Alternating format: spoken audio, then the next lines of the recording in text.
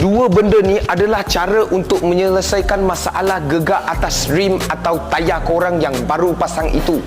So guys, hari ni Wan Cina nak cadangkan dua barang baik untuk korang. Yang pertama iaitu Hoffman Balancing Weight. Kejap lagi kita jelaskan apa benda ni. Dan juga mesin Road Force Elite daripada jenama Hunter, daripada USA benda ni. Okay, so apa dua benda ni? Sekarang kita cerita dulu Hoffman Balancing Weight. Okay, biasa kita pasang tayar ataupun pasang rim memang kita kena buat balancing, ataupun biasa kita pakai kereta memang kena buat balancing alignment. Okay, balancing kita kena pakai timah yang kita nampak ni. Nampak timah ni? Okey, ini yang biasa kita pakai. Tetapi apa perbezaan Hoffman dengan timah yang biasa? Hoffman ialah jenama yang paling top di dunia daripada negara Germany.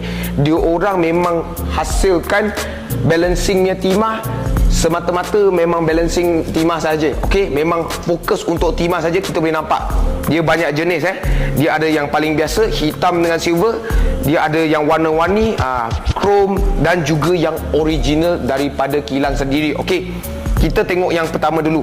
Yang pertama hitam dengan silver ni, kenapa, apa beza dia dengan timah biasa? Nampak timah biasa ni dia boleh karat, tetapi ini dia tak karat Yang ini dia memang dah coated, dia memang dah buat coating, so dia tak akan karat, memang tak pernah jadi karat. Okey.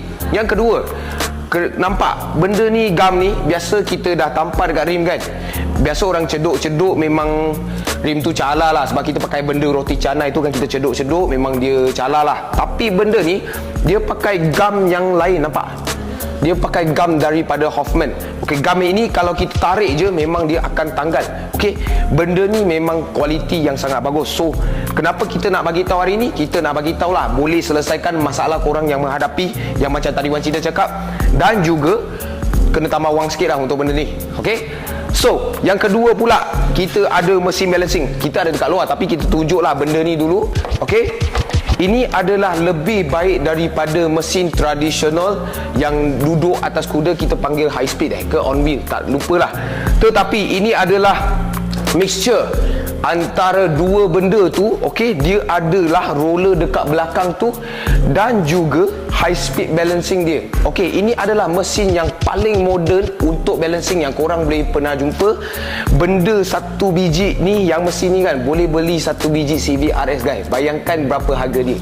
Okey, dua benda ni boleh selesaikan masalah gegar korang masa bawa laju. Okey, so itu saja untuk video ni. Kalau korang suka video ni, tolong like, share dan komen kat bawah apa yang korang nak tengok seterusnya. Macam biasa, cari Wan Cina. Thank you guys.